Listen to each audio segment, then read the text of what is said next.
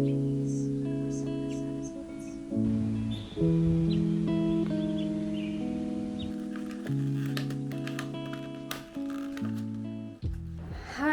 welcome back to the Nook. For the past couple of days, there has been constant renovation in the flat above mine, so it's been super hard to film anything, and I normally film during the day because I only have natural sunlight. Always end up going to the library, like in every single vlog. I normally go to the library like 3 times a month, so that's probably why. The library does have a reservation system where you can pay a small amount to get the books transferred to the library nearest to you. So I did that because these 2 books were pretty hard to find in the libraries in general, so I thought it would be better to just reserve them and then pick them up and read them. 2 books are actually by Amitav Ghosh. As I mentioned, The Nutmeg's Curse is a book that I talked about in my books for the climate crisis, like a toolkit for the climate crisis, and I'm really excited to read this, honestly, because The Great Derangement literally changed my life. Out of all the books I've read about the climate crisis, or just generally about the climate and narratives that we have about the climate, Ghosh's writing is like the most contemporary and the most relevant, and not too theory heavy. I feel like a lot of very radical thinkers in the environmental area, or like just generally, yeah, that whole area of reworking our relationship to the climate, a lot of the radical thinkers in that area might seem a bit too difficult to grasp in terms of like fundamental frameworks. As I've heard that Amitav Ghosh is actually a great writer, and not just a non-fiction writer but a fiction writer as well, I decided to pick up like his latest novel.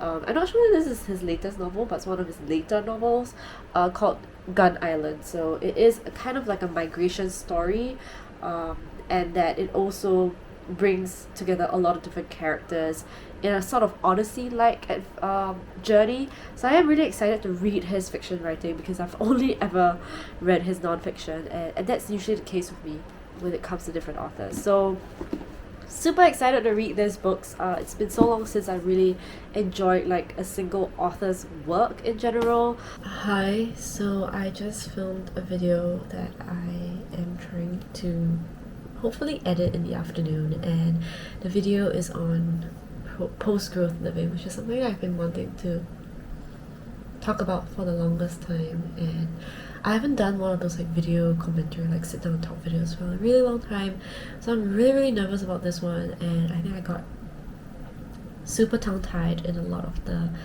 takes that I did. I'm not the most satisfied with this video, but I feel like it's been sitting in my drafts for like such a long time that I just want to put it out there, and I just want to say it before it's gone, which is how a lot of my earlier videos were like all these ideas were just kind of overflowing in my head to the point where I had to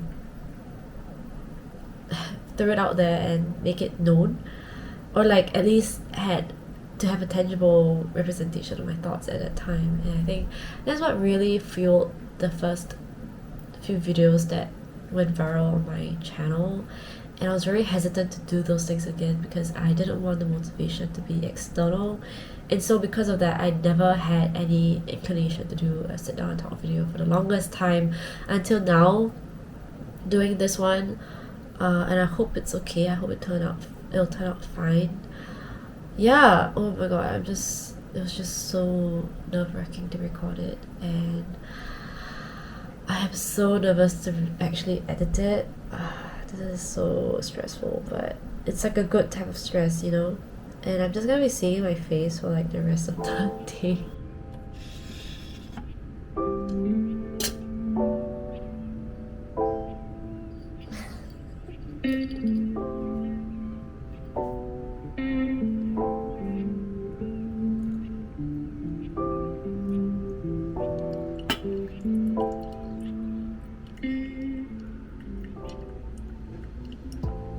Hi everyone.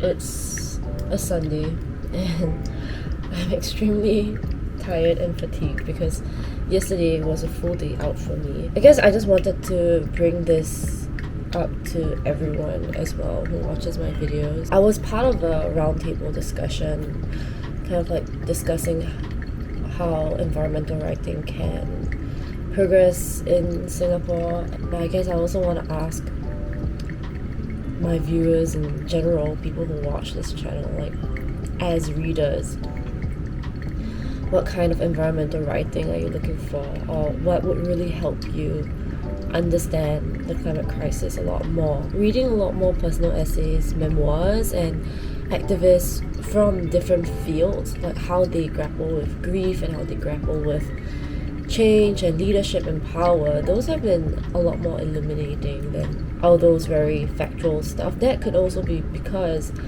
I'm at a stage where I've already read all those very factual stuff, like things that maybe Elizabeth Colbert writes or Naomi Klein. So I'm not too sure. I feel like I would like to know more from your point of view, like people who read books but maybe have not really picked up a lot of environmental writing.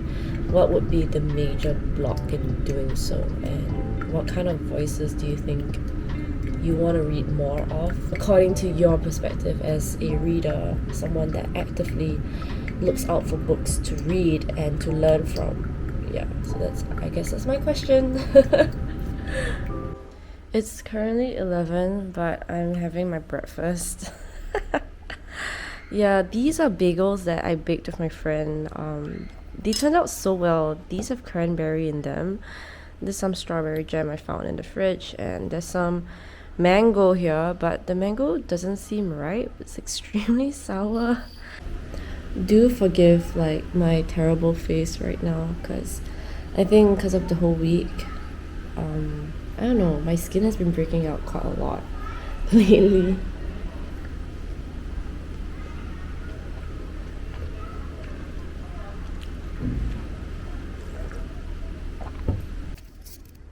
Asian P is here to steal some food from me. You want a bread? Are you sure you want this? Sayang, I got no more bread. Oh! I got no more bread, sayang. Ah! And there was a time where I was eating some biscuits, like Pocky biscuits, and she ate the tips of those biscuits while I was eating the Pocky. So you would imagine how surprised I was at her audacity. The weather in Singapore has been like super weird, but it's always super weird. So the forecast has been thundery rain for the past week and for the week ahead. But in between these like rain showers, the weather is extremely hot and humid. Now it's kind of raining, and the thing I really like about like rain in Singapore is that there's such a strong rain smell.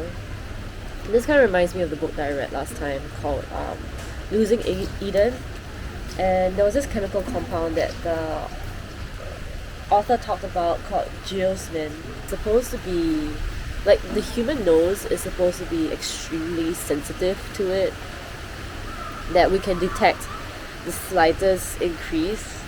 I mean, not say the slightest increase, but we can detect pretty low levels of this chemical compound.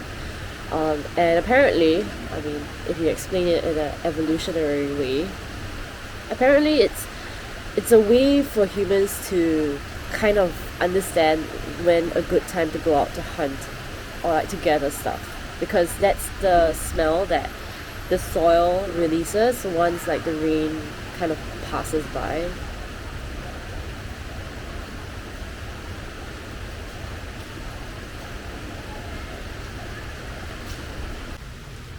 We have quite a lot of plants in our garden. My dad's the one that takes care of them. Not much me, but I did have a bit of a gardening phase last year, and I was learning a lot about these plants, but most of them are still cared for by my dad. This is a moringa plant tree thing. I don't know whether you can see the entire stem.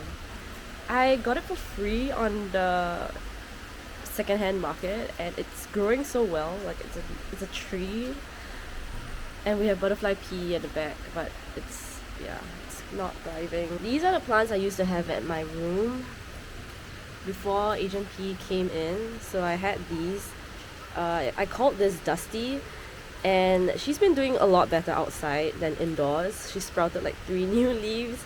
She was kind of like stunted here. She was stunted here when I had her in my room. So it's such a pretty leaf, right? She's doing so well. Hmm.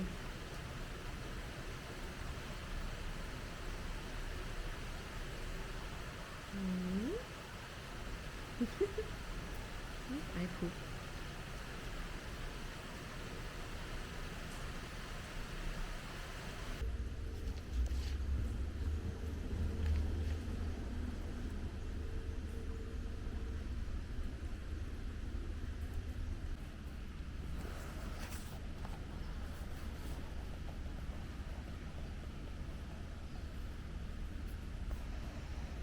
Today we are making chili oil dumpling noodles. Yes, there is some construction happening upstairs, so this might be a voiceless vlog. Yeah, let's go.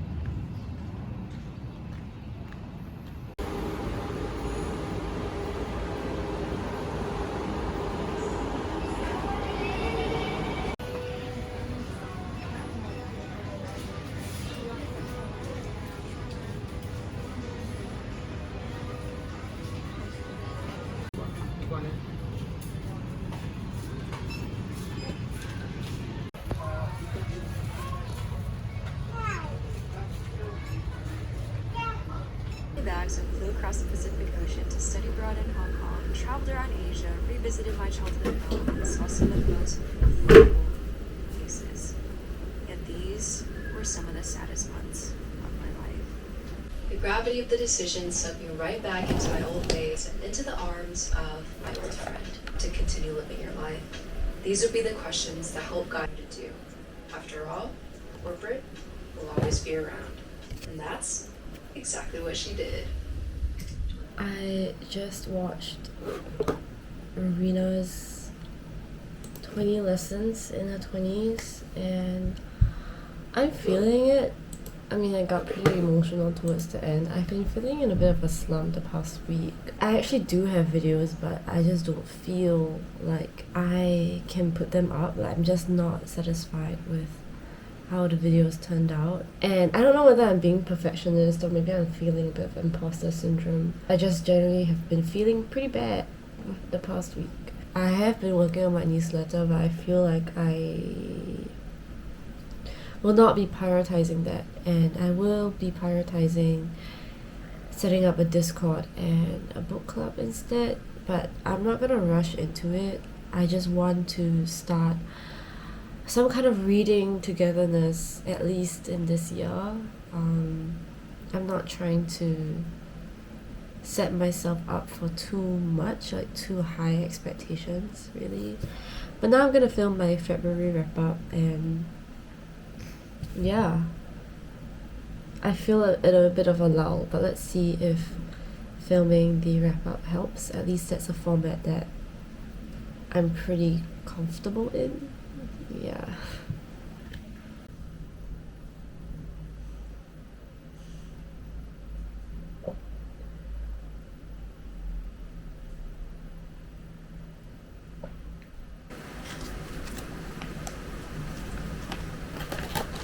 I don't know how if it's just me. I feel like a lot of creators are Aries people. I'm an Aries person. I mean, I was born in April, and Rowena is an Aries, and I think Lynette Atkins, is that her name? Yeah, like she's an Aries too.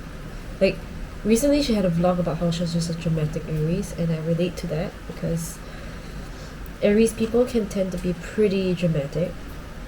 Anyway, I wanted to end the vlog with just a little scrapbooking moment. This is a portrait of me. Isn't that so cool? This was commissioned by like the youth volunteer program that I was at, and it's so cool. They commissioned one of their older members to do a portrait piece of everyone. I really like how it turned out. I definitely don't want to cut it. I'll just do a little. That works. This is by a really talented illustrator. I just realized that she painted this. Like, I've had this for a while, like a couple months, but I never realized, because I never took it out of its packaging. I didn't realize it was actually painted. Like, she actually painted and wrote on it. And this means it's like a painted, like hand painted piece. So thank you so much, Megan, for sending this to me, and I will link her stuff down below if you want to check her out. That's the end of the vlog. Thank you so much for watching and sticking with me, and I'll see you in the next one. I don't know when that will be, but that will be fun. Looking forward to that. Till then, bye and take care. I hope you take care. Please rest well. Whatever I mentioned in this video, whatever links are appropriate, I will leave them down below. And please do take the time to take care of yourself. It's really important. Thanks, and bye.